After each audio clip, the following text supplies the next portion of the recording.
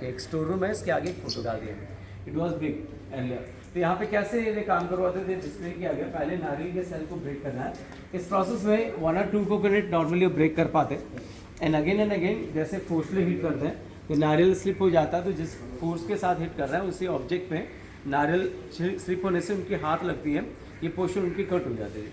और नारियल की जो सेल के ऊपर जो सेल होता है आप इनसे ट्विंची होती है। When they try to snatch करने के समय नेल को डैमेज कर जाता था। इसे पानी में सोक करने छोड़ते हैं। सोक होने के बाद वुडन आर्मर से पॉन्डिंग करना। पॉन्डिंग प्रोसेस पाम्स पर एक शो कर जाएगी, और ये अपर लेयर जब तक रिलीज नहीं होगी ये रेसा नहीं निकलता है। तो when they try to snatch करने के समय अगेन नेल को डैमेज कर जाता था।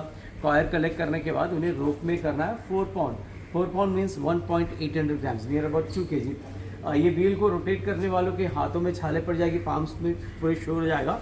फाइबर जो रिलीज कर रहे हैं रस्सी बनने के समय स्टिफ का आएगा, यहाँ पे घाव कर जाते थे। यदि काम नहीं कर पा रहे हैं, dry coconut 30 pound coconut oil, 10 pound mustard seeds, they use to tap a weight in the oil grinding machine. ये जो ऑयल एक्सट्रैक्शन मशीन है, ये मॉडल है, वहाँ पे ओरिजिनल रखा हुआ है। They treat like oxen bull, they treat with us, यानी कि राउंड एंड राउंड ग्राइंड करने के वक्त रुक जाते तो पीछे से जमादार उनके ऊपर चाबुक चलाते थे।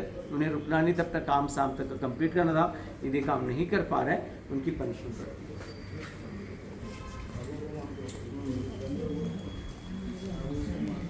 बाप रे, ये देखिए कैसे मारते थे।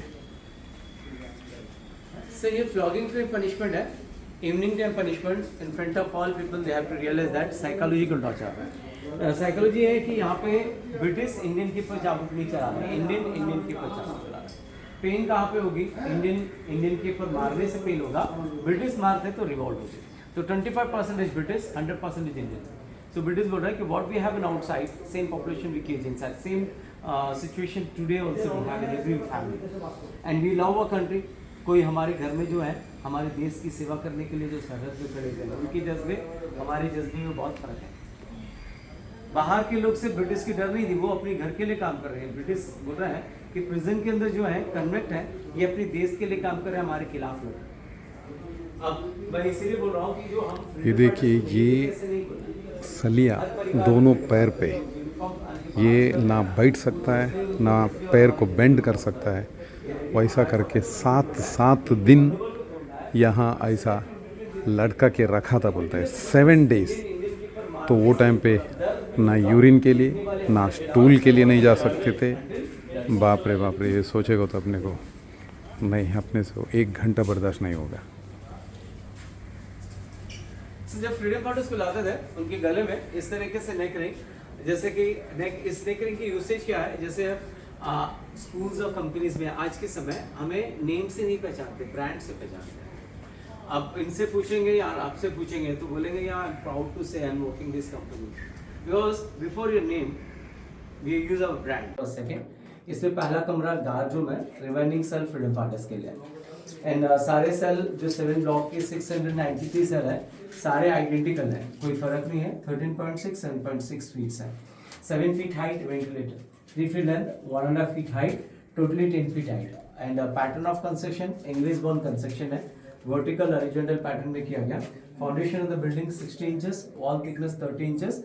एक्सपोजल आप जो देख रहे हैं ये ओरिजिनल फॉर्म ऑफ कंस्ट्रक्शन है। इसमें plaster, white wash, cemented work, beam support जहाँ पे भी किया गया, लेटर ऑन किया गया इंडिपेंडेंस के बाद। इसके ऊपर प्लास्टर कर दिया गया था, हाल ही में से कंजर्वेशन करके पूरी प्लास्टर रिमूव किया गया।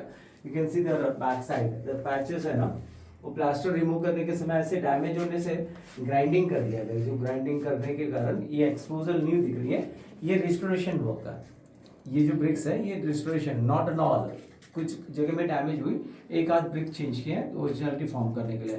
एज मॉडल हम यहाँ पे खड़े हैं, सेंटर टाउन में खड़े हैं। तो ये 2 ब्लॉक के बीच में से हम लोग इंटर किए, 1 और 7 के भीतर से यहाँ पे खड़े हैं, और ये पूरे 7 इंडिविजुअल ब्लॉक्स को इंटरकनेक्ट किया गया इस सेंट्रल टावर से, जैसे इजी एक्सेस हो गार्ड्स के लिए।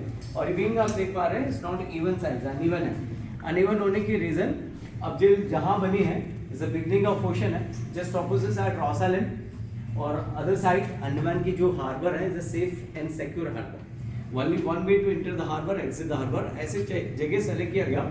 यहाँ के गार्ड आउटसाइड को वॉच करें और इसे टुवर्ड्स कॉर्नर ऑफ हिल लिया गया। Towards corner of hill we have 2 side sea facing and third side hill के कॉर्नर। फर्स्ट उनकी सर्वे रिपोर्ट ही थी, फर्स्ट हिल को लेवल करने के बाद design to construct the heart of hill. ये हमने अभी सेल्यूलर जेल का एकदम हाइट प्लेस में आए हैं। ये देखिए जो सामने दिख रहा है आपको रोज आइलैंड, कल हमने एक्सप्लोर किया था इसको। ये रोज आइलैंड है और यहाँ से घूम के इस तरफ आएगा तो ये नॉर्थ बे आइलैंड। यहाँ से 100-150 साल पहले जो ब्रिटिश जेल बनाया था, तब यहाँ गार्ड यहाँ से चारों तरफ देखते थे, कौन आता है कौन जाता है, और हर एक व्यू उनको दिखता था। ये सेल्यूलर जेल का एक मेन इंसान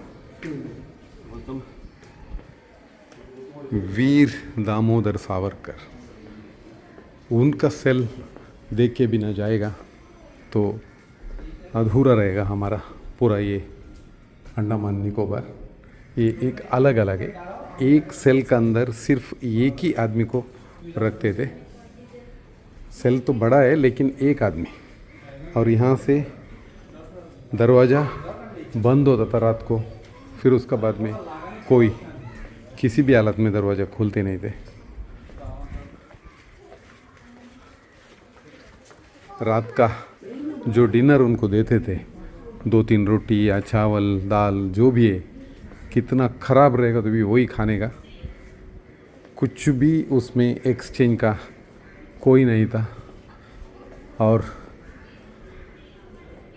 मेन प्रॉब्लम ये है कि अगर एक बार रात को अंदर घुस गए, अगर उसको यूरिन करने का है या टॉयलेट जाने का है, कोई फैसिलिटी नहीं था, कितना चिल्लाएगा तो भी गार्ड नहीं आता था, ये दरवाज़ा खोलता नहीं था।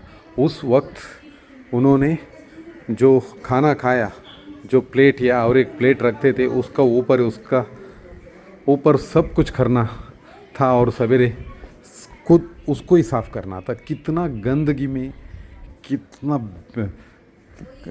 गलत तरीके से ये लोग रहते थे, यानी कि ब्रिटिश ने इनको इस तरीके से टॉर्चर कर रहा था। और उसका बाद में अगर ऐसा कुछ हरकत किया, दूसरा दिन और पनिशमेंट अलग। ये लोग कौन सा मिट्टी से बना रहेगा। आज हम आज़ादी का जश्न मनाते, आज़ादी से घूमते, वो लोग को वो सब नहीं था। वो लोग का दिल और दिमाग हर जगह पे वो लोग को भारत को एक स्वतंत्र देश बनना चाहिए, वो जज्बे से वो लोग लड़ रहे थे।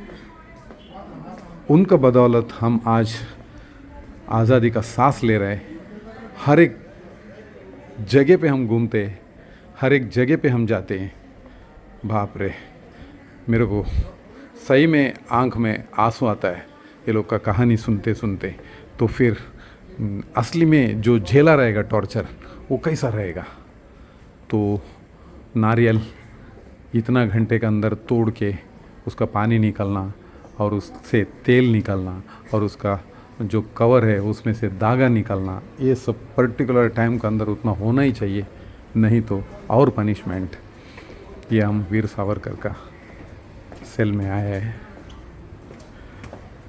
उसको यहाँ इसलिए रखा गया कि वो एकदम स्ट्रांग पर्सन थे। वो सामने फांसी का घर है, उसका सामने ही उनको रखे थे क्योंकि उसका और मनोबल कम हो। देखिए वीर सावरकर की सेल कोठरी। ये वीर सावरकर साहब का फोटो है। ये सेल में रहते थे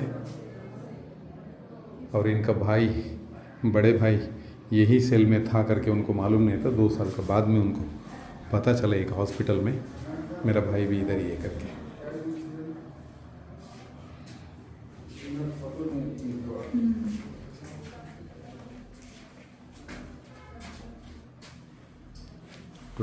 में 1883 में उनका बर्थ हुआ था। 83 साल का बाद में 1966 में उनका डेथ हुआ।